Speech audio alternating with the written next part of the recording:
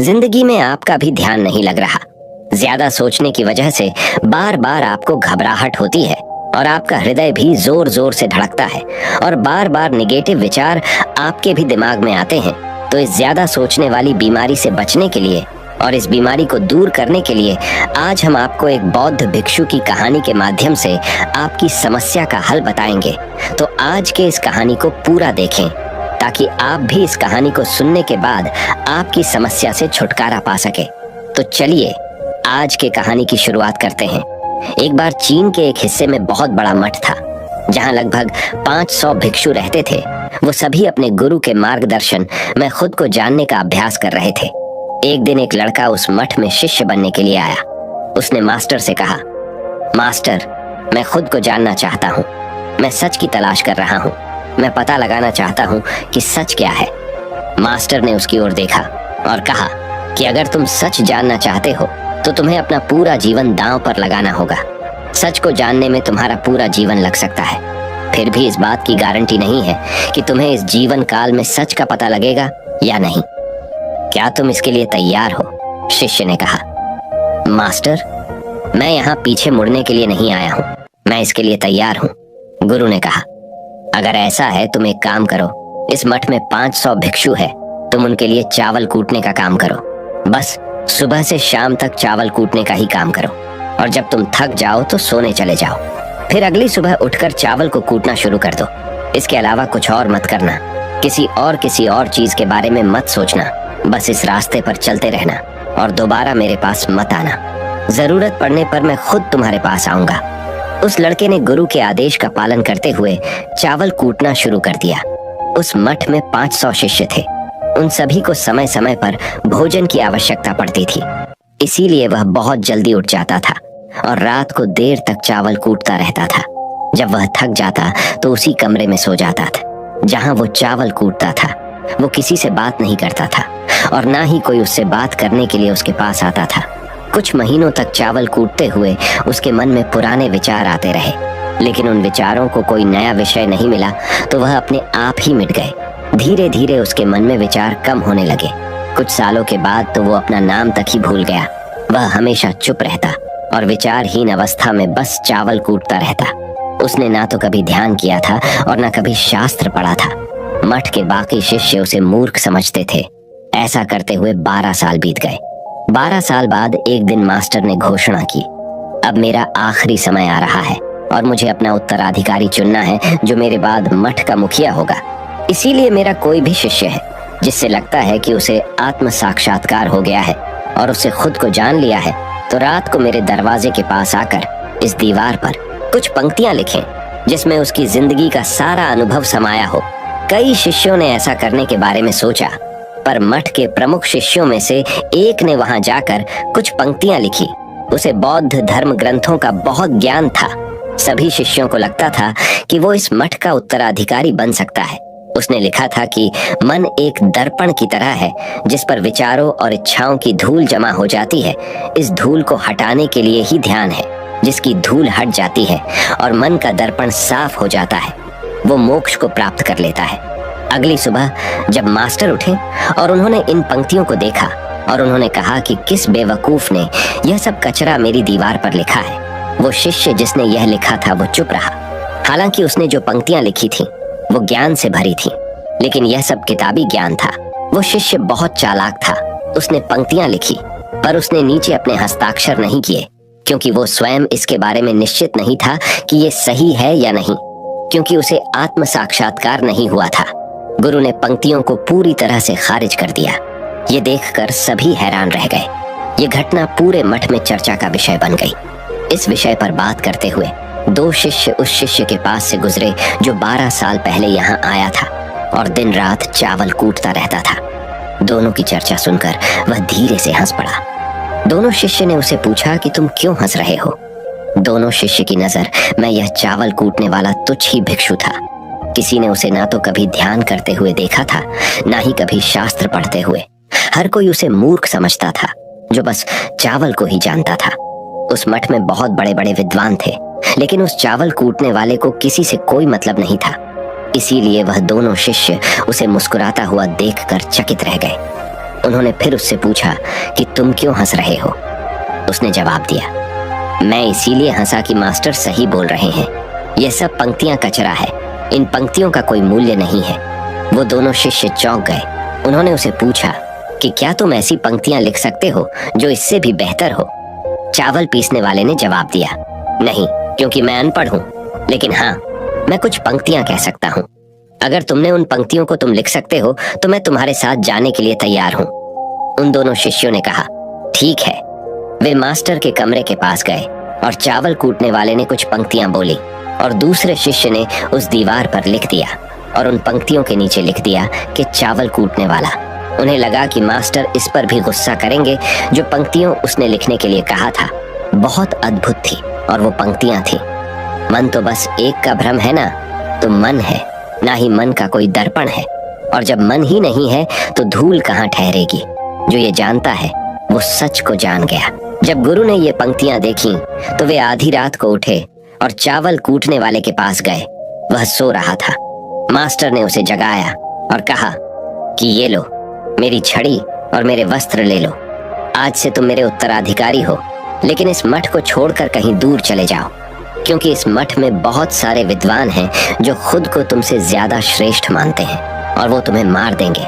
वो इस बात को बर्दाश्त नहीं कर सकते कि एक साधारण सा चावल कूटने वाला उनसे ज्यादा विद्वान निकला।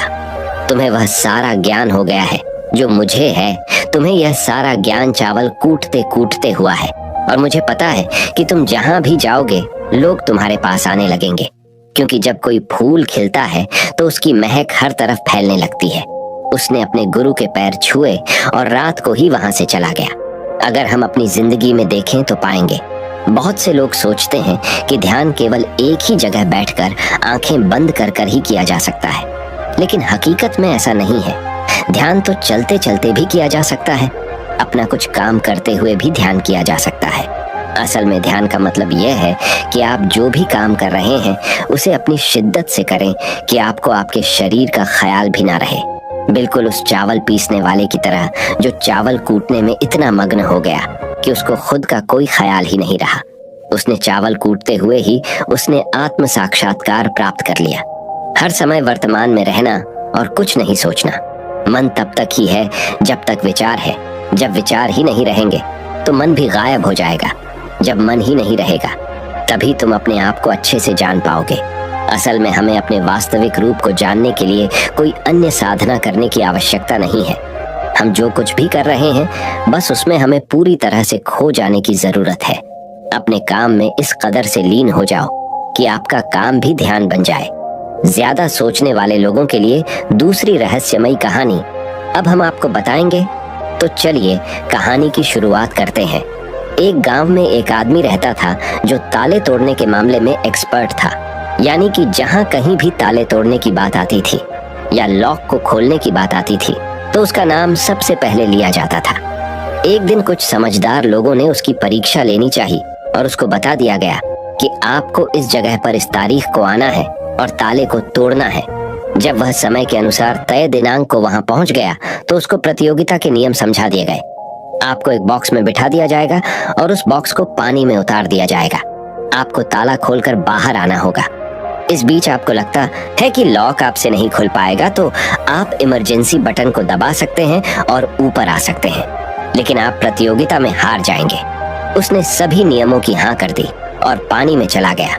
जैसे ही वह पानी में पहुंचा तो उसने जेब में से एक तार निकाला और लॉक को खोलने की कोशिश करने लगा। 4 से 5 बार कोशिश करने के बाद वह बार बार विफल हो रहा था, लेकिन उससे लॉक नहीं खुल रहा था। अब ज्यादा समय तक पानी में रहना उसके लिए और भी मुश्किल था, क्योंकि सांस रोकना आसान नहीं था। फाइनली उसने अपना पूरा दिमाग लगाया और एक बार अंतिम प्रयास किया। वह विफल हुआ और उसने इमरजेंसी बटन दबा दिया। धीरे धीरे ऊपर आने लगा। पानी के ऊपर आए बॉक्स को बाहर निकाला गया और हल्का सा धक्का देकर खोला गया। वह अचंभित हो गया कि एक बार भी मेरे दिमाग में यह ख्याल क्यों नहीं आया कि मैं इसको धक्का देकर खोलूं। हो सकता है कि ये लॉक ही ना हो। तो यही होता है, जब हम भी बहुत ज्यादा सोचते हैं तो इसका खामियाजा हमें भुगतना पड़ता है। कभी कभी ना सोचने से भी जवाब मिल जाता है। इसलिए किसी ने कहा है कि जो कुछ नहीं करते वह कमाल करते हैं। जी हाँ दोस्तों, यह बात बिल्कुल सही है। कभी कभी दिमाग को जब हम शांत रखते हैं और ठंडे दिमाग से सोचने की कोशिश करते हैं तो हमें बेहतर समाधान मिल जाता है। अब हम आपको बताएंगे कि ज्यादा सोचने की यह बीमारी के मुख्य कारण क्या है, जिससे आपको ज्यादा सोचने की बीमारी हो जाती है। अत्यधिक सोच के कुछ मुख्य कारण। पहला कारण, वर्तमान से ज्यादा भूतकाल या भविष्य के बारे में ज्यादा चिंता करना। आप जो काम अभी कर रहे हैं उससे ध्यान हटाकर अपना ध्यान बीते हुए समय या आने वाले समय पर लगाएंगे तो आप ओवर थिंकिंग के शिकार होते जाएंगे। दूसरा कारण, काम का ज्यादा तनाव होना। जब वर्कलोड ज्यादा होता है तो दिमाग भी तेजी से चलने लगता और यह तनाव का रूप ले लेता है और दिमाग में वो विचार भी आने लगते हैं तो काम से संबंध ही नहीं है और लोग ओवर थिंकिंग के शिकार हो जाते हैं। तीसरा कारण, डर का बना रहना। जब व्यक्ति के अंदर डर होता है, जैसे नौकरी छूट जाने का डर, प्रमोशन न होने का डर, काम में असफल हो जाने का डर, पैसे न मिलने या डूब जाने का डर, व्यक्ति इस डर को लेकर कल्पना करता रहता है। भले ही ऐसा न होने वाला हो, लेकिन धीरे धीरे यह डर उसे जरूरत से ज्यादा सोचने पर मजबूर कर देता है। चौथा कारण, कॉन्फिडेंस की कमी। जब व्यक्ति में किसी काम को करने के प्रति उलझन बनी रहती है तो कॉन्फिडेंस कम होता जाता है, जिसके चलते नकारात्मक विचार दिमाग को घेरना शुरू कर देते हैं और व्यक्ति ज्यादा सोचना और चिंता करना शुरू कर देता है। पांचवा कारण, चीजों के बारे में सकारात्मक से ज्यादा नकारात्मक विचार। जब व्यक्ति छोटी छोटी बातों के नकारात्मक पहलू के बारे में ज्यादा सोचना शुरू कर देता है तो धीरे धीरे व्यक्ति ओवर थिंकिंग का शिकार होता जाता है। क्या ओवर थिंकिंग यानी अत्यधिक सोच से छुटकारा पाया जा सकता है? तो इसका जवाब है जी बिल्कुल। ओवर थिंकिंग यानी अत्यधिक सोच से छुटकारा पाया जा सकता है, हालांकि थोड़ा समय लग सकता है, लेकिन यदि आप नीचे दिए स्टेप्स को फॉलो करते हैं तो आप ओवर थिंकिंग की प्रॉब्लम से यकीनन छुटकारा पा सकते हैं। तो आइए जानते हैं कि ओवर थिंकिंग की समस्या से छुटकारा कैसे पाएं। ओवर थिंकिंग यानी अत्यधिक सोच से छुटकारा पाने के उपाय। ये सब जानते हैं कि पहले विचार दिमाग में आता है, फिर वो क्रिया का रूप लेता है। हमें कोई भी काम सोच समझकर करना बहुत जरूरी है, पर किसी काम को लेकर जरूरत से ज्यादा सोचना और वो बातें भी सोचना जो काम से संबंधित नहीं है, आपको और आपके काम दोनों को नुकसान पहुंचाता है। तो थिंकिंग प्रॉब्लम नहीं है, बल्कि ओवर थिंकिंग प्रॉब्लम है और इसे कम करना जरूरी है। तो आइए जानते हैं ओवर थिंकिंग यानी अत्यधिक सोच से छुटकारा या कम करने के उपायों का। पहला उपाय, स्वीकार करें कि आप जरूरत से ज्यादा सोचते हैं। इस बात को मन से स्वीकार करें कि आप ज्यादा सोचते हैं और आपको ऐसा नहीं करना है। जब आप इस बात को स्वीकार कर लेंगे तो आप इससे छुटकारा पाने के लिए अपने आप को तैयार कर लेंगे। आप ओवर थिंकिंग को लेकर जागरूक हो जाएंगे। जब भी आपको लगे कि दिमाग में फालतू विचार चल रहे हैं, तुरंत उसे वहीं रोक दो और ये सोचना शुरू करो कि आपने सोचना कहां से शुरू किया था। तब आपको मालूम होता जाएगा कि आप कितनी फालतू की बातें सोचकर अपना समय और शक्ति बर्बाद कर रहे हैं। दूसरा उपाय, हमेशा सकारात्मक सोचने की कोशिश करें। क्या गलत हो सकता है कि जगह क्या अच्छा हो सकता है। सोचें। नकारात्मक विचार डराते हैं और आपका दिमाग चिंता से दौड़ने लगता है। जब आप उन नकारात्मक चीजों पर ध्यान केंद्रित करने लगते हैं जो कहीं हो गई, तो तब आप दिमाग के गुलाम हो जाते हैं। लेकिन जब आप सकारात्मक रूप से सोचते हैं तो दिमाग आपका गुलाम होता है। सकारात्मक रहने का मतलब यह नहीं है कि आप चीजों के सिर्फ एक पहलू को देखें, बल्कि सही और गलत दोनों पहलुओं को देखना जरूरी है। पर केवल नकारात्मक सोचना या ज्यादा नकारात्मक विचार आपको अनुचित सोचने पर मजबूर कर देते हैं। तीसरा उपाय, योग, ध्यान और व्यायाम करें। योग, ध्यान और व्यायाम मस्तिष्क और शरीर को स्वस्थ रखते हैं। ध्यान काफी लाभदायक है, इसे अपने जीवन का हिस्सा बनाएं। चौथा उपाय, वर्तमान क्षण में जीने की कोशिश करो। कभी कभी लोग बीती हुई बातों या घटना के बारे में ही सोचते रहते हैं और तनाव में आ जाते हैं। इसी प्रकार जो समय आने वाला है उसे लेकर भी इतनी चिंता करते हैं कि तनाव में रहते हैं। तनाव में दिमाग हावी हो जाता है और फालतू बातें सोचने लगता है। जो समय बीत गया है उससे सीख लो, जो आने वाला है उसकी तैयारी करो। लेकिन यह आप तभी कर सकते हैं जब आप वर्तमान में रहें। इसलिए आप जो अभी कर रहे हैं तो पूरा ध्यान उसी पर लगाओ। पांचवा उपाय, जो बात आपको परेशान कर रही है उसे लिख लें। आपके सोचने के तरीके और आपके महसूस करने के तरीके के बीच एक मजबूत संबंध है। आपके सोचने का तरीका आपकी भावनात्मक स्थिति को प्रभावित करता है और आपकी भावनात्मक स्थिति आपके सोचने के तरीके को प्रभावित करती है। तो जो बात आपको परेशान कर रही है उसे लिख लें। अब उस बात के बारे में यह लिखें कि यह आपको क्यों परेशान कर रही है। अब अपने आप से प्रश्न करें कि क्या इस समस्या का हल परेशान रहना है। यदि नहीं तो उसका हल ढूंढे, और यही इसका कोई हल नहीं है तो परेशान रहने और सोचते रहने से क्या होगा। जब धीरे धीरे आप ऐसे करेंगे तो इस चीज की आपको आदत पड़ी ढहती जाएगी और आप अनावश्यक सोचना बंद कर देंगे। छठा उपाय, अपनी भावनाओं का नियंत्रण रखो। भावनाओं पर नियंत्रण रखने का मतलब यह बिल्कुल भी नहीं है कि आप अपनी भावनाओं को दबाएं, लेकिन आपको अपनी भावनाओं पर नियंत्रण रखना होगा। जब आप अपनी भावनाओं पर नियंत्रण रखते हैं तो हकीकत को देख पाते हैं। अनियंत्रित भावनाएं दिमागी विचारों को बेफजूल गति प्रदान करती हैं। सातवां उपाय, चिंता नहीं चिंतन करें। चिंता ओवरथिंकिंग को जन्म देती है और चिंतन क्रिएटिविटी को जन्म देता है। फालतू सोचने के जगह कोई कहानी, कोई लेख, कविता या कुछ रचनात्मक सोचें। आठवां उपाय, अपने पसंद की चीजें करें। जब भी आप फ्री हो तो कोई भी ऐसा काम करो जिसे करना आपको अच्छा लगता हो। किताबें पढ़ें, गाने सुने, गाने गाएं, घूमने जाएं। यदि आपके घर में बच्चे हैं तो बच्चों के साथ खेलें। अपने दोस्तों से साथ समय व्यतीत करें। नौवां उपाय, अपना सर्वश्रेष्ठ स्वीकार करें। जब आप ज्यादा सोचते हैं तो न चाहते हुए भी आप नकारात्मक बातें सोचते हैं और अपने आप को औरों से कम आंकने लगते हैं। याद रखें, कोई भी परफेक्ट नहीं होता जो आप हैं। आप जैसा कोई नहीं है। लोग क्या कहते हैं इस पर ध्यान देने की बजाय अपना सर्वश्रेष्ठ स्वीकार करें। अपने ज्ञान को बढ़ाते रहें और पॉजिटिव रहें।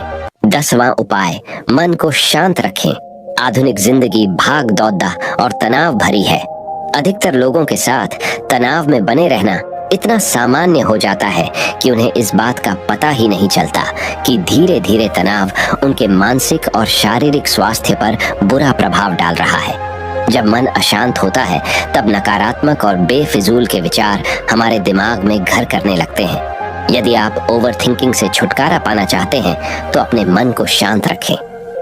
आपके सोच को बदल देने वाली 3 कहानियां अभी हम आपके सामने प्रस्तुत कर रहे हैं, तो इसे ध्यान से सुने। यह आपकी जिंदगी बदल लेंगी। पहली कहानी, चमकीले नीले पत्थर की कीमत। एक शहर में बहुत ही ज्ञानी प्रतापी साधु महाराज आए हुए थे। बहुत से दीन दुखी परेशान लोग उनके पास उनकी कृपा दृष्टि पाने हेतु आने लगे। ऐसा ही एक दीन दुखी गरीब आदमी उनके पास आया और साधु महाराज से बोला, महाराज मैं बहुत ही गरीब हूँ, मेरे ऊपर कर्जा भी है, मैं बहुत ही परेशान हूँ, मुझ पर कुछ उपकार करें। साधु महाराज ने उसको एक चमकीला नीले रंग का पत्थर दिया और कहा कि यह कीमती पत्थर है, जाओ जितनी कीमत लगवा सको लगवा लो। वो आदमी वहां से चला गया और उसे बचने के इरादे से अपने जान पहचान वाले एक फल विक्रेता के पास गया और उस पत्थर को दिखाकर उसकी कीमत जाननी चाहिए। फल विक्रेता बोला, मुझे लगता है ये नीला शीशा है, महात्मा ने तुम्हें ऐसे ही दे दिया है। हाँ, यह सुंदर और चमकदार दिखता है, तुम मुझे दे दो, इसके मैं तुम्हें 1000 रुपए दे दूंगा। वो आदमी निराश होकर अपने एक अन्य जान पहचान वाले के पास गया जो कि एक बर्तनों का व्यापारी था। उनसे उस व्यापारी को भी वो पत्थर दिखाया और उसे बेचने के लिए उसकी कीमत जाननी चाहिए। बर्तनों का व्यापारी बोला, यह पत्थर कोई विशेष रत्न है, मैं इसके तुम्हें 10,000 रुपए दे दूंगा। वह आदमी सोचने लगा कि इसकी कीमत और भी अधिक होगी और यह सोच वो वहां से चला आया। उस आदमी ने इस पत्थर को अब एक सुनार को दिखाया। सुनार ने उस पत्थर को ध्यान से देखा और बोला, यह काफी कीमती है, इसके मैं तुम्हें 1 लाख रुपये दे दूंगा। वो आदमी अब समझ गया था कि यह बहुत अमूल्य है। उसने सोचा, क्यों ना मैं इसे हीरे के व्यापारी को दिखाऊं। ये सोच वो शहर के सबसे बड़े हीरे के व्यापारी के पास गया। उस हीरे के व्यापारी ने जब वो पत्थर देखा तो देखता रह गया। चौंकने वाले भाव उसके चेहरे पर दिखने लगे। उसने उस पत्थर को माथे से लगाया और पूछा, तुम यह कहां से लाए हो? यह तो अमूल्य है, यदि मैं अपनी पूरी संपत्ति बेच दूं तो भी इसकी कीमत नहीं चुका सकता। तो इस कहानी से हमें ये सीख मिलती है, हम अपने आप को कैसे आंकते हैं। क्या हम वो हैं जो राय दूसरे हमारे बारे में बनाते हैं? आपकी लाइफ अमूल्य है, आपके जीवन का कोई मोल नहीं लगा सकता। आप वो कर सकते हैं जो आप अपने बारे में सोचते हैं। कभी भी दूसरों के नेगेटिव कमेंट से अपने आप को कम मत आंकिए। दूसरी कहानी, मेंढकों की टोली एक मेंढकों की टोली जंगल के रास्ते से जा रही थी। अचानक दो मेंढक एक गहरे गड्ढे में गिर गए। जब दूसरे मेंढकों ने देखा कि गड्ढा बहुत गहरा है तो ऊपर खड़े थे सभी मेंढक चिल्लाने लगे, तुम दोनों इस गड्ढे से नहीं निकल सकते, गड्ढा बहुत गहरा है, तुम दोनों इसमें से निकलने की उम्मीद छोड़ ढाए दो।